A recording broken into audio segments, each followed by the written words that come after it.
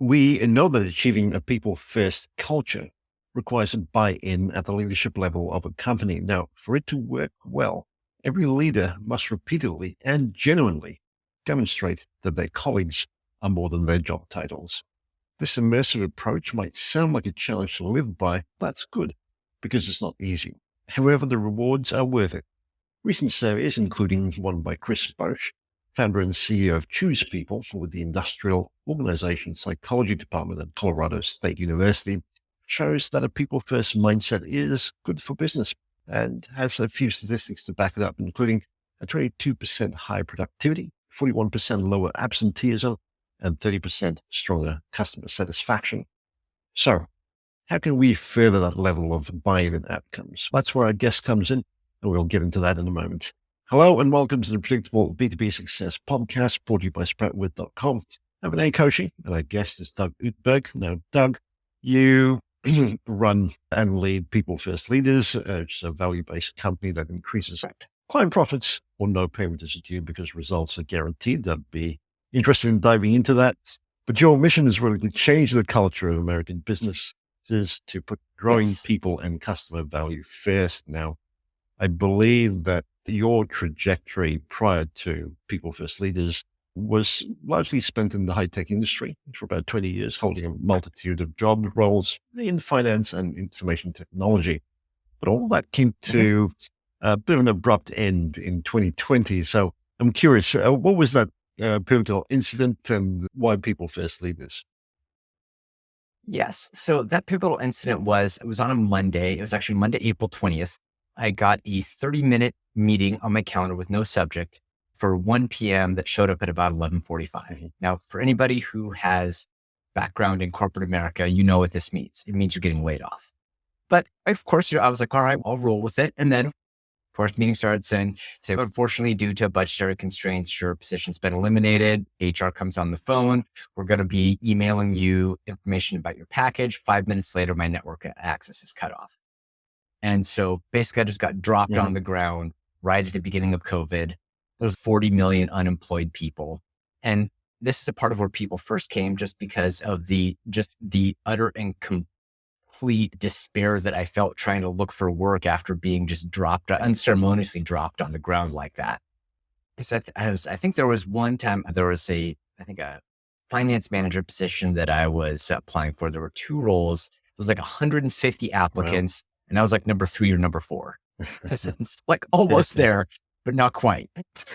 So it's because I remember when I went to the hiring manager for feedback, I said, okay, I didn't make it. What could I have improved? They go, no, you were really good. Like, and so this all kind of came back to, and part of why it turned into People First Leadership is that I think that there is a lot of focus in kind of business world on strategy. And I come from finance, and the mantra in finance is what I call bottom left to upper right. You want to make the equity curve go from really small to really big. You want to make earnings go from really small to really big. Now, I think in a broader global macroeconomic perspective, the idea of perpetual compounding growth has unfortunate ramifications. That's probably beyond the scope of this podcast, although we can go there if you'd like. But I think that the thing that a lot of people kind of overlook is how important people are to that process. And what I think about this just from a cold business perspective, any strategy that you have needs people to execute it. Unless it can be completely and totally based on bots, and the bots have already been written and they never need to be updated, you need people to execute a strategy. And the more they are either afraid of their jobs or they are infighting to try to get one of the few promotion spots available, all of that scurrying is going to reduce the amount of real effective execution that they're able to do. And so what can frequently end up happening is you have a lot of people putting in a lot of hours, working really hard, but very little tangible progress gets made. This is how a lot of projects bog down. It's how a lot of companies bog down. And my thesis is that all of that stems from a lack of emotional security. In other words, people don't really feel secure in where they're at. And so they have to either be pushing to try to keep moving up, or they have to be pushing to try to make sure that they're not going to be the one that gets hit by the next round of cuts. And whenever that culture emerges, your real productivity goes down. You quoted the numbers, and they're real. And of course, right there, what they call soft savings. Like back in my finance day, I'd say, don't come to me with soft savings. I need hard numbers. But the soft stuff is real. And I think that's the thing that I think a lot of leaders really need to retune their mind for, is that the soft savings are real. The soft stuff is real. You just need to aggregate it over a certain number of people in a certain amount of time, but it compounds very quickly. Absolutely. And I would say that it's, even though it may be termed as soft savings in some circles, it's really foundational, because if you don't have the foundation set right, then suddenly the hard savings will be increasingly harder to come by in years to come. It makes a lot of sense. I'm also curious, Doug, given your journey to date, what would you say is your personal area of strength? Oh, that has changed so much over the years. Right now, I would say that it is being able to look at things differently than traditional tech or finance people, and to really think about problems differently. Just because since my career has meandered through a whole bunch of different functional areas, which on the one hand, my resume looks like a mess. But on the other hand, it gives me the opportunity to connect the dots across a lot of different domains. I've had, I had I don't know if experiences that I went through looking for a job 4 different times in 5 years. That sucked, but it makes you less afraid of adverse actions. Once you've gone through the ringer 4 or 5 different times, it's not that frightening anymore. It's just another part of life. Because like I was at Intel for 18 years. And for the last 5, I was terrified of being laid off, because I'm like, oh my God, what am I going to do? And now I know what I'm going to do. But that's got the playbook. Certainly. So what would you say is something that businesses don't know but should? I think that what most businesses and most hiring managers do is they think, okay, that I want a person to do a thing. And then they put a job description that has 50 bullet points on it. And they look for somebody who meets all of those bullet points. And I think that is probably the least intelligent way to go, humanly possible, to go about producing exceptional results. Because if you find somebody who meets all those bullet points, which you probably won't, you will very likely find somebody who is going to do exactly what you tell them. And if you want a business to not just make the trains run on time, but figure out a more effective, less costly alternative to trains, you're not going to get somebody who meets all the bullet points of a job description. You need somebody who can connect the dots, look across domains, ask the why questions, and do what I would call enlightened snooping to try to figure out more effective ways to do things.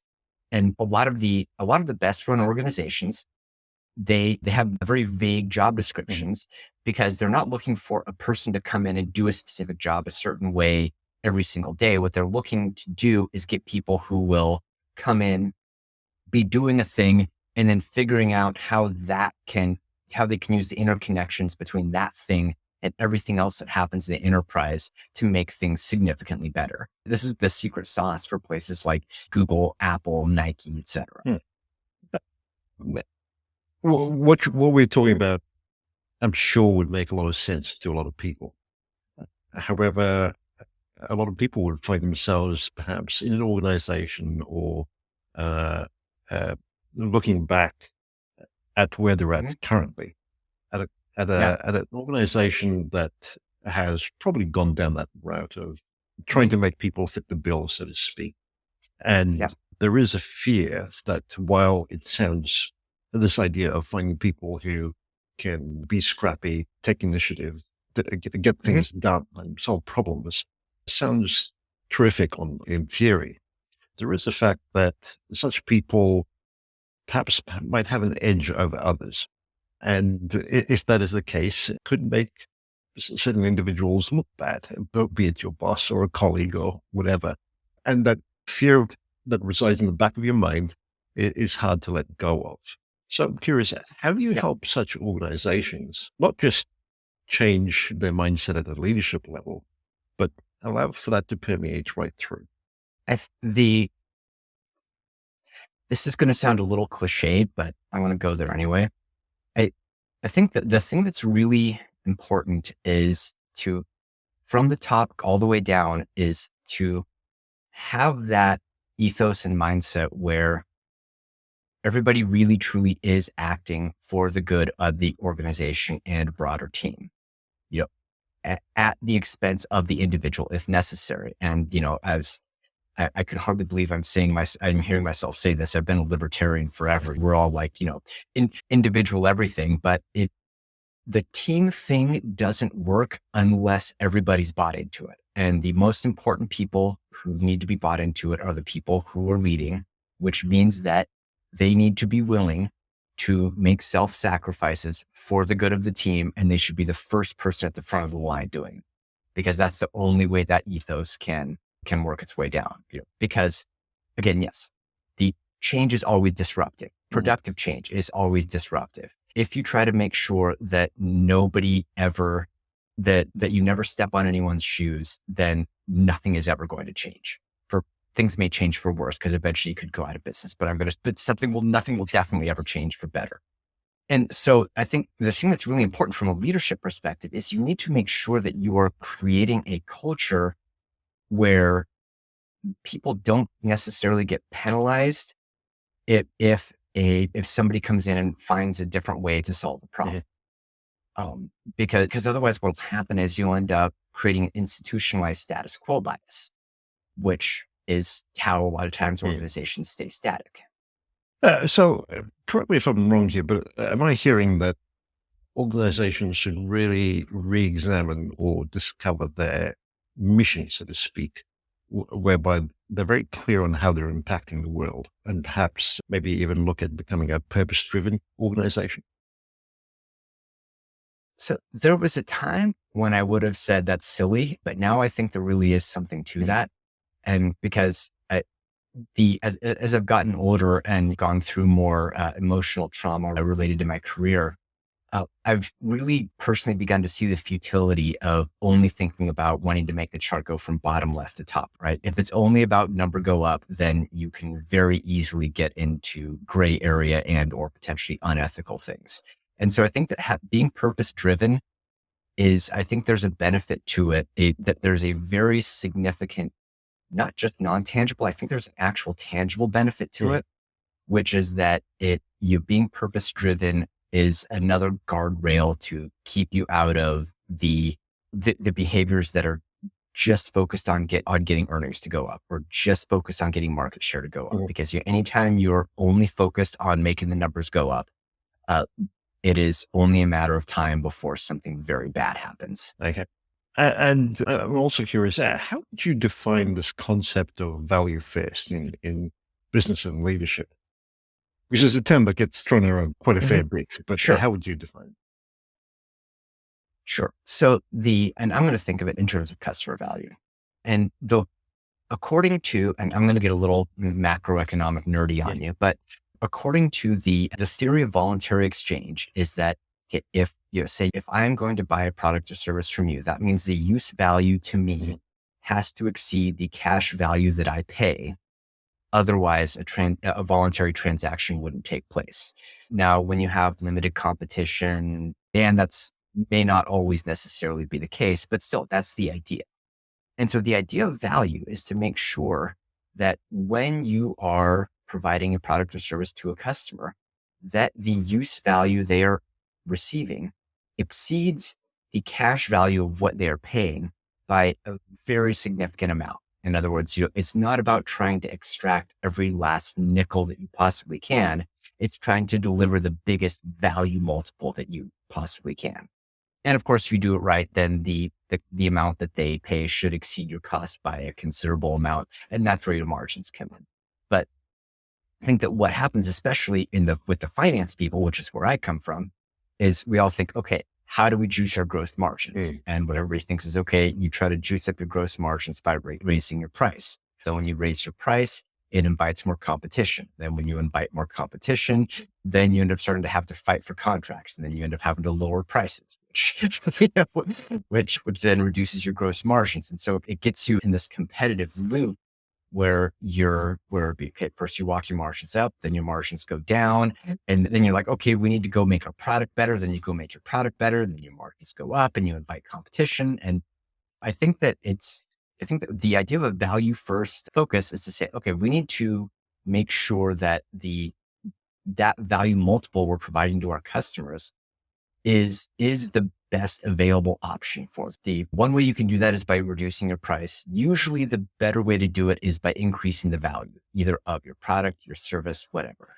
Sometimes you can, with the exact same product, sometimes even with the product that's not as good, if you even provide better availability, distribution, or financing, you can create value that may exceed competition because, say, it's probably not the case now, but back when lead times for manufacturing equipment was like 9 to 20 months, it's if you can provide, say, even if you have higher pricing, but you can somehow get lead times from distribution down to 3 months or 4 months in a 9 to 12 months lead time environment, that's worth a lot.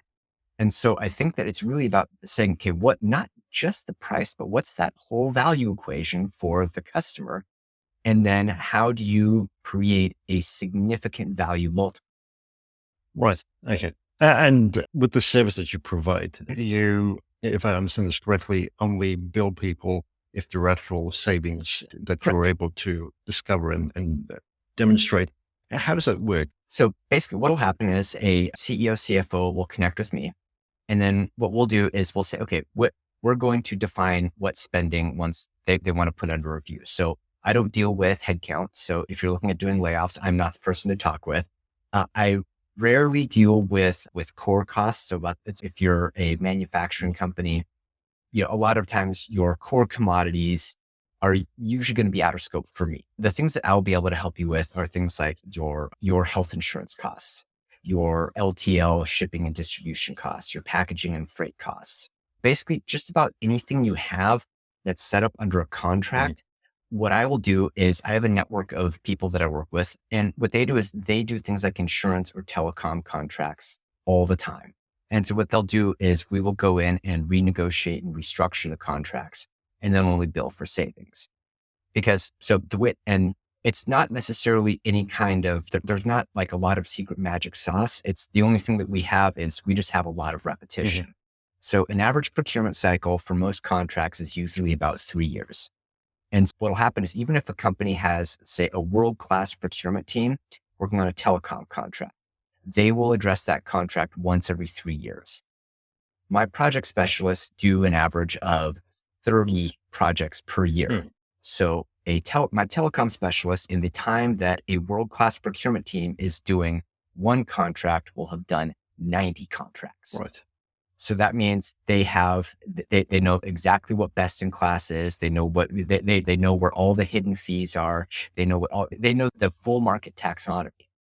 And so I think that sometimes there's an aversion to bring in an outside help because you'd say, okay, our people are good. And I would not dispute that. It's just, I think about the Bruce Lee quote, right? Bruce Lee says, I don't fear the man who's practiced 1,000 kicks. I fear the man who's practiced one kick 1,000 times. It's the value comes from the repetition.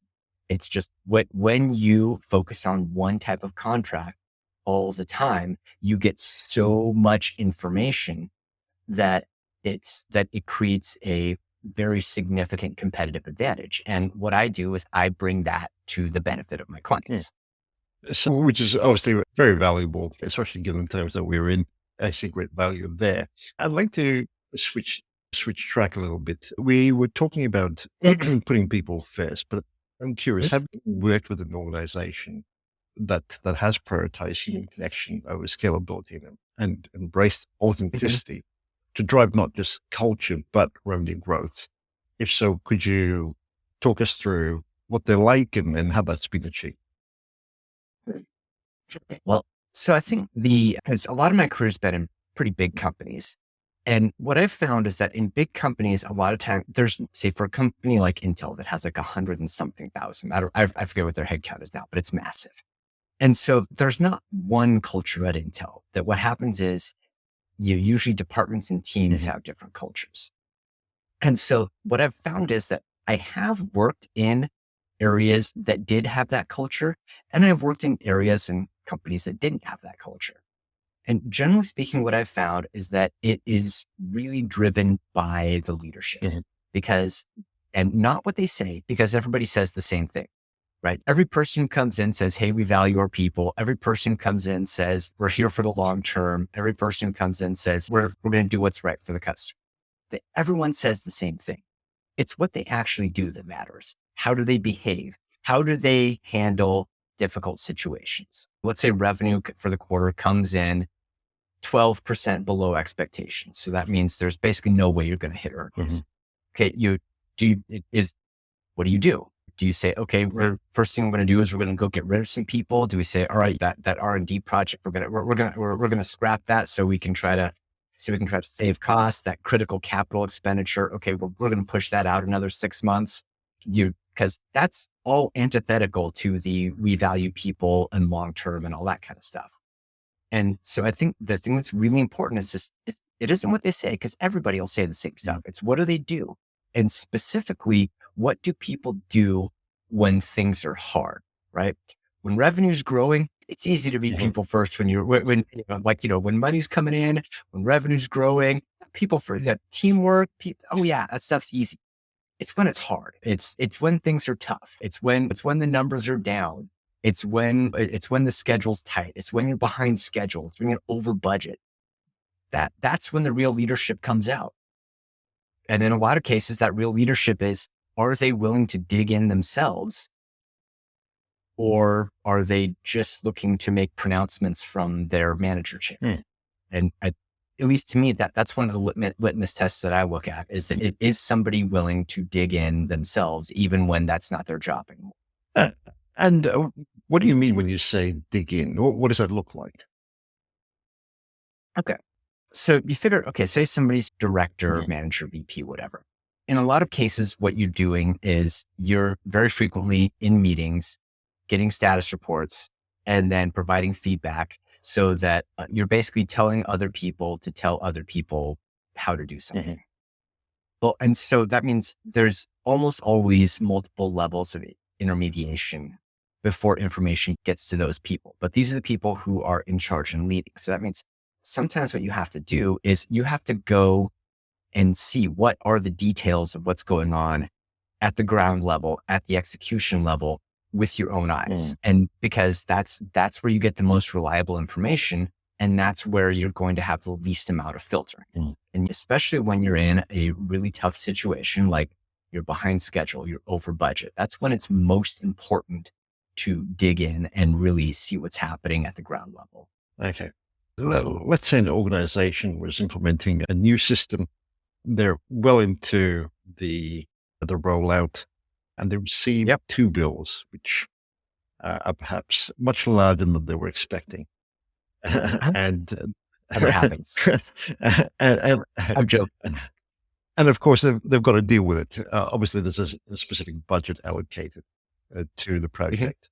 And my question is, for a leader, how would you deal with this? Because it's cutting into perhaps a quarter of your annual budget. They've got to finish the project because there's pressure to complete the project, look good, and say it's been rolled out, etc. What does digging in look like from that perspective in order to not just communicate the current situation across the board, so to speak, but also to keep people on side as you traverse through this journey? And so in this type of situation, because what you're talking about, especially with system deployments, is that having invoices that exceed budget that happens all the time. And my preferred way to deal with that, if you're a project manager, or even if you're the executive sponsor and you have a budget situation, this is where I think talk to your project manager, talk with the project owner and say, all right, let's find out what was forecasted. Let's compare that versus our bill. And now let's get the vendor on the phone and ask, okay, we had a forecast. We have a bill that exceeds the forecast. We need to know why. and not like in an aggressive way. Just say, okay, you know, actuals sometimes don't match forecasts. We need to know, is there a very reasonable explanation for this? Did we pull work in? Was there scope that exceeded expectations? Or is the vendor just running the clock? Because that happens sometimes too. And because one of the things that will frequently happen is people will be working on something, they'll start running up hours and it'll exceed the budget expectations. And there may not be a hard change approval process.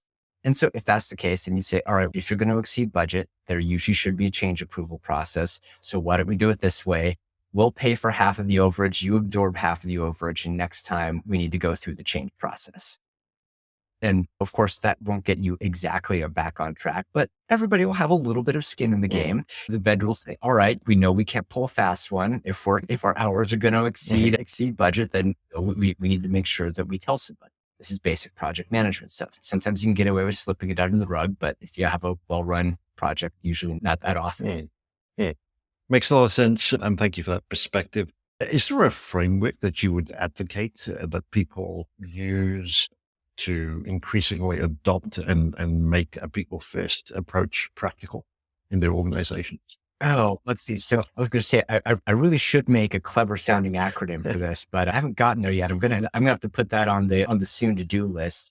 But I think the main thing I would say is just from a narrative framework is that whenever you're doing something, start from what's the value to the person that I'm doing this for, and then work backward to yourself and your team. Because the way most people, and I'll say most of us, because I do and have done this too, because it's natural, is I start with, what am I doing? What do I care about? What are my interests? And then I extend those out to my stakeholders. Because it's like my entire world may be only 1.5% of what the CFO is thinking about. So that means my 1.5%, it would behoove me to know what the other 98.5% of what's on their mind is. Because in all likelihood, probably 2/3 of that's going to be revenue and earnings. And if revenue and earnings are at the forefront, then I'm probably not going to be able to get a lot of mind share. So part of that is to know, when are you going to be able to get mind share with your stakeholders?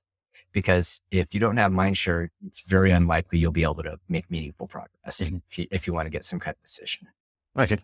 Obviously, mind share is really important. What would you say about things like decisiveness, creativity, integrity, authenticity, and perhaps even discipline in terms of this whole approach? Because there's nothing you said on that list that is bad anyway. All of those are very positive attributes. What's hard is to do all of them at the same time. Certainly. And so when you're talking about things like, say, creativity, discipline, et cetera, is to really think about what are all the things that we value and what do we value? What's the order of value? Because if company values, they tend to cluster a lot, right? The things that managers say is important, they cluster. It's a lot of the same stuff. What's really important is to say, okay, when you are in a situation where you don't have time, budget, whatever, to all of these things, what's the most important? Because it's always the conflict times are when you find out what's really there. It's when things are tough. So listening to what you're saying, I'm picking up on the fact that what people would call soft skills are really pivotal to this whole people first approach. And that though in many circles, it's, I wouldn't say overlooked, but certainly brushed over or glossed over, these are really critical and should be perhaps as important, if not equally important, as culture fit in the organization. Would that be fair? I think that would. And because, think about, say, your traditional hard skills, kind of soft skills, culture fit. Those are your 3 areas. And I think that historically there's been a lot of focus on hard skills, not because they're the most important, but they're the easiest to measure. And they're also the easiest to outsource.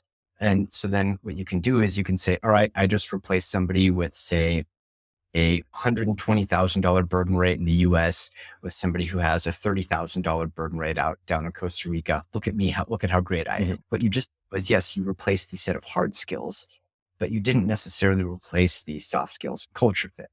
And the thing that's tough about that is that those things are very difficult to objectively and accurately measure and assess. Doesn't mean they're not important, but they're just a lot harder to measure. Yeah, they're just a lot harder to measure. And what I feel like you're really getting to, which I think is a very high quality conversation, is to say, okay, just because these things are hard to deal with doesn't mean you should ignore them, which I think is where I feel like my general leadership mind share is getting there, because 30 years ago or so, pretty much, there was a heavy focus on hard skills and the soft skill culture fit. Whatever. That's just wimpy talk. Don't worry about that. Just get your job done. But I think there's a lot more awareness of it now. What's hard is that it doesn't fit into an acronym based framework. There's not a paint by numbers you could do to really assess and create robust soft skills or robust culture fit. And I think that's the thing that makes it so hard.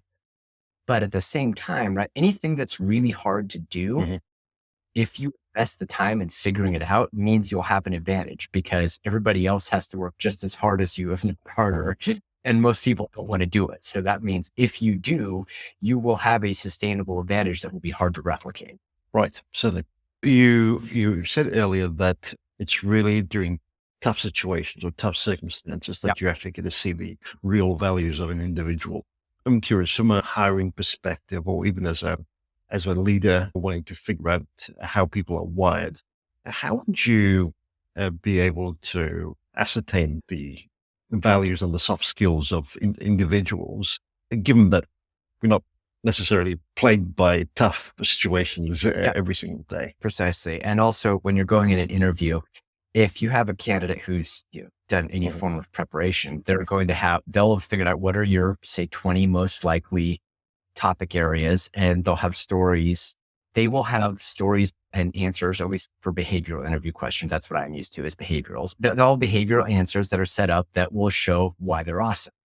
And so I think that one of the best ways, at least that I've found in an interview, to really assess is to, instead of asking your normal behavioral questions, ask something that's going to knock somebody back on their feet a little bit, or that they don't typically hear.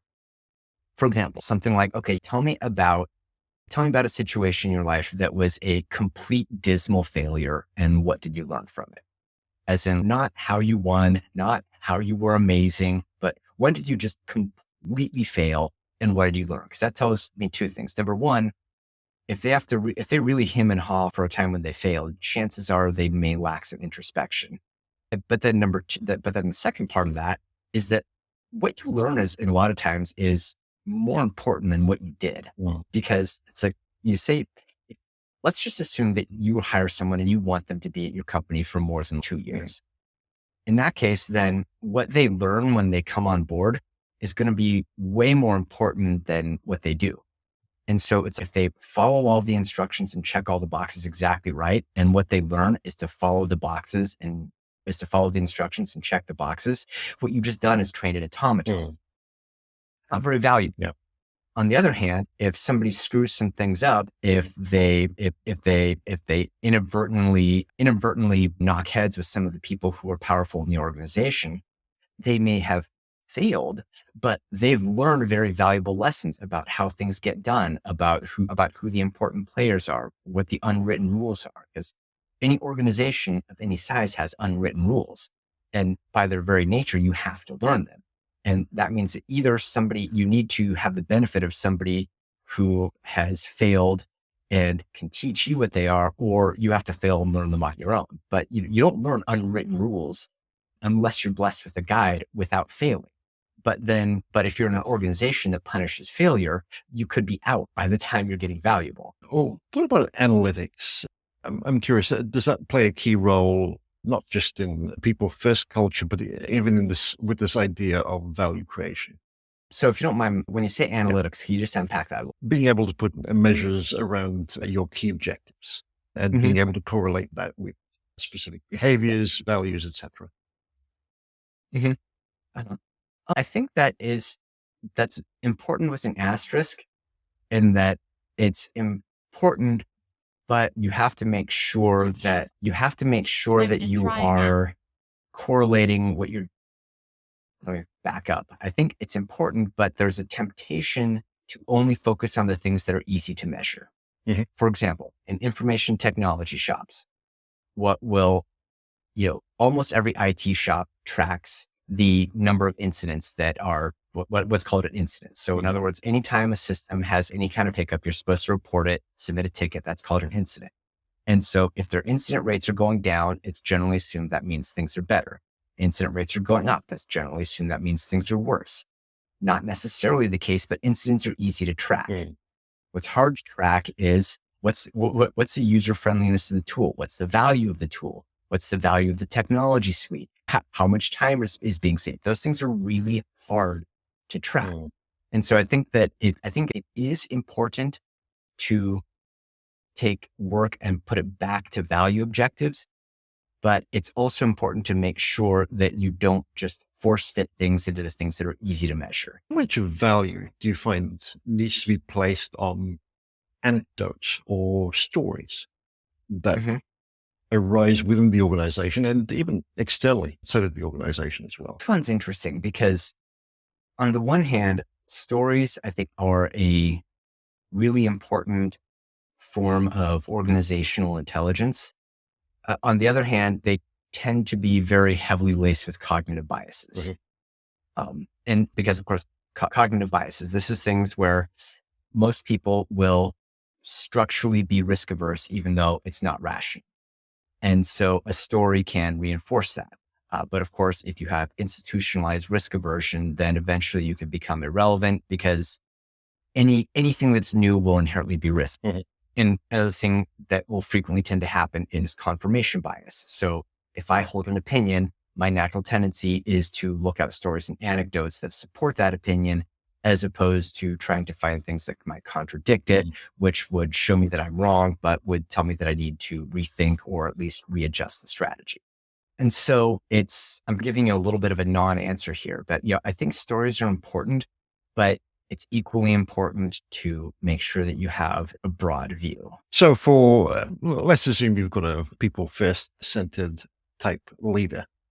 Would he or she, or should he or she really be looking out for these stories in order to get a real pulse of how things are within the organization, as well as perhaps how the organization is perceived as well externally? Yeah. So the place where I think stories are really important, and this is going to be a little counterintuitive, but the stories that I think a people first leader should really listen to are the ones that run contrary to their own existing opinions and biases. Could you give us an example? Very easy. Okay, sure.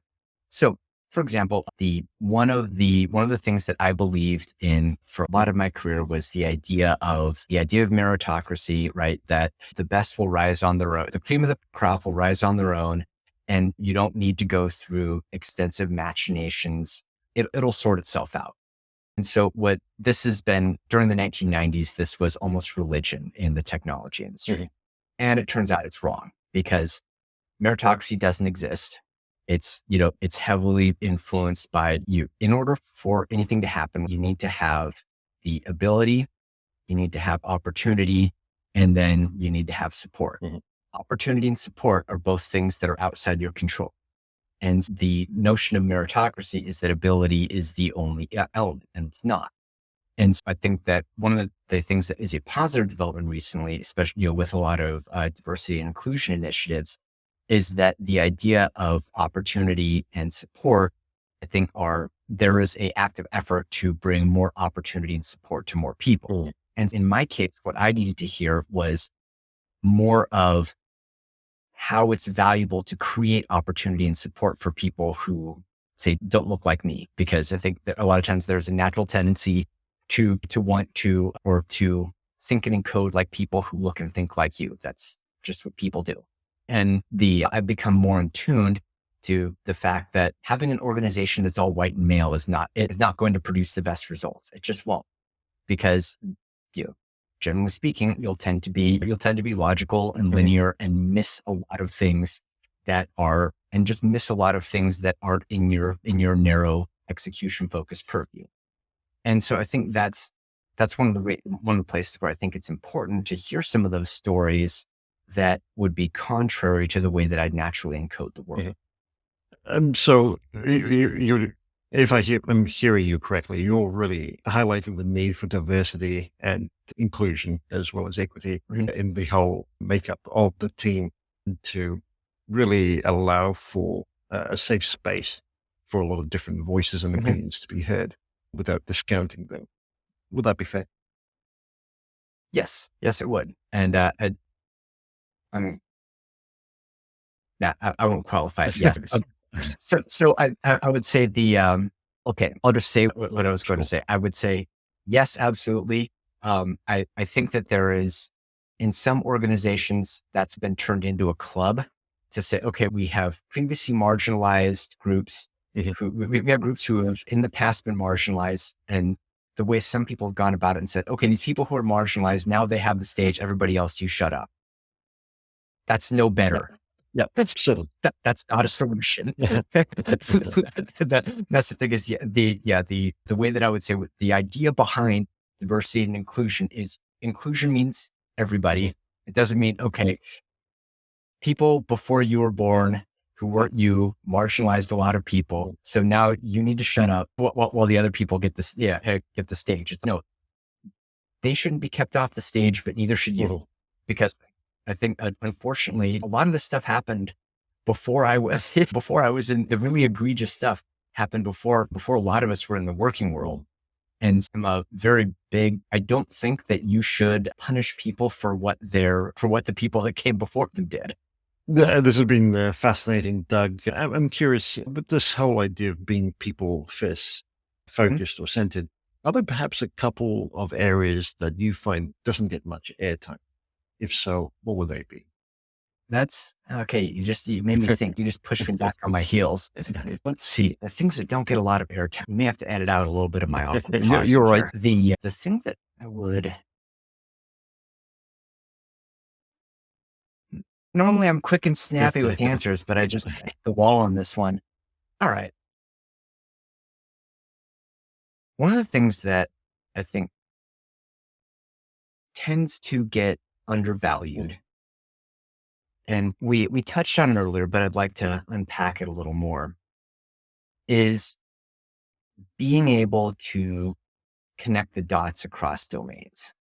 And so I think there's a lot of tendency when you're looking at, say, like a job or a role scope or something like that, to look at what needs to be done. I would call those known knowns. But what people tend to not look at is, okay, how can what I need to be done better? And is person that I'm seeking out, do they have the capacity to make it better, or are they just going to do it? I think the natural tendency is to look for people who have the capacity to do it. And and through that, you'll end up screening out a lot of the people who could possibly make it better. Okay. That's an interesting perspective. So really being open-minded and going back to this whole idea of encouraging diversity and different ways of. Yeah. So I'm going to tie back everything we've been talking to. You're a hiring manager. Here's what that means in reality. Okay. Instead of using the Workday text parser to kick out all the resumes that don't have enough keyword density, just read the damn things.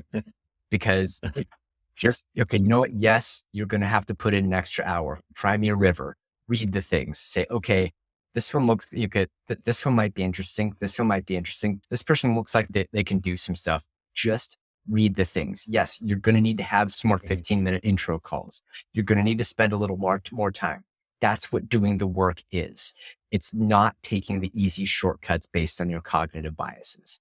That's the difference between just being normal and being exceptional, is being willing to put in that extra work. And if you're in a managerial capacity, the people you hire is literally the most important thing you do. And so I think it would behoove people to put in that extra work to be saying, okay, not just who are the people that most closely fit my job description. Your people management software they all have keyword parsers. They can all use OCM to read the resumes and tell you what's going to give you your best keyword density. that's anyone can do that. It's saying, what is that extra layer of value that most people are too lazy to do? And then go do that. If there's one heuristic, say, what is that extra step of value creation that most people don't want to do? And then just do it. That's an interesting perspective, because I was going to ask you, is the traditional way of recruiting people the best way? This idea of looking through resumes, etc., to me would seem to be fairly outdated, and even though it's expected. I was going to say, looking through resumes, you're being very generous. Usually what happens is the resumes go into Workday, they get fed through a text parser. A certain amount of people get a reject notice, like before a human has even looked at it, and then a list gets sent in. And so, I think that I would say what you're talking about, looking at resumes, that would represent an improvement for hiring people, because acting things, that would be an improvement. So correct me if I'm wrong here, but I feel as though you're almost suggesting that the people first kind of leader should really be actively building their network in order to find the right people and the right opportunities, as opposed to going down the traditional, okay, we need someone now. Here's a job ad we put together, and go through that whole recruitment process. And that right there, I think, is it's not scalable in any way, and it's highly labor intensive, but that is going to be your best overall method, is going to say, okay, there is going to come a time when you either have to grow or you have to backfill attrits. Right.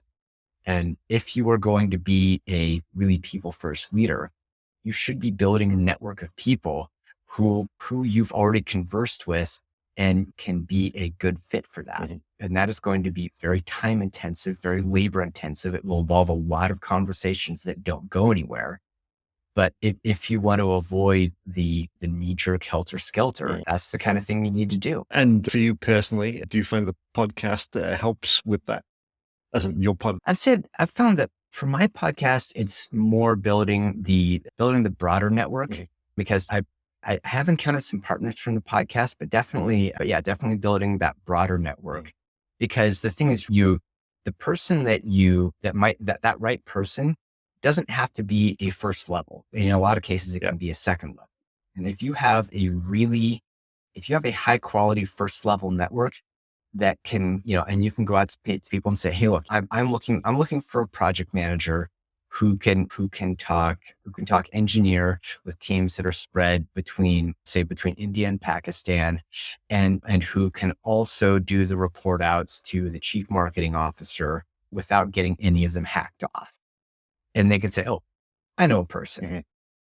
That kind of thing. That's really valuable. Engage your first level network, because there's almost certainly some of them who are connected with the kind of people that you're going to need.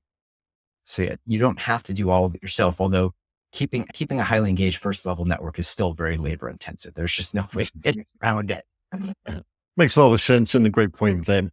Doug, this has been terrific. To wrap things up, if you were listening to this episode, what would you say would be your top takeaway? Top takeaway is do the work that other people don't want to. Mm-hmm. Terrific. And if listeners are curious, want to find out more or connect with you, where would you suggest they head to? So my website is just peoplefirstleaders.net, just HTTPS, peoplefirstleaders.net. And then my email is just doug@peoplefirstleaders.net. If you are interested in seeing about how we can bend down your cost curve, just shoot me an email and we'll set up some time on Zoom. Terrific. We'll include links to that in the show notes. Doug, thank you so much for doing this. Thank you.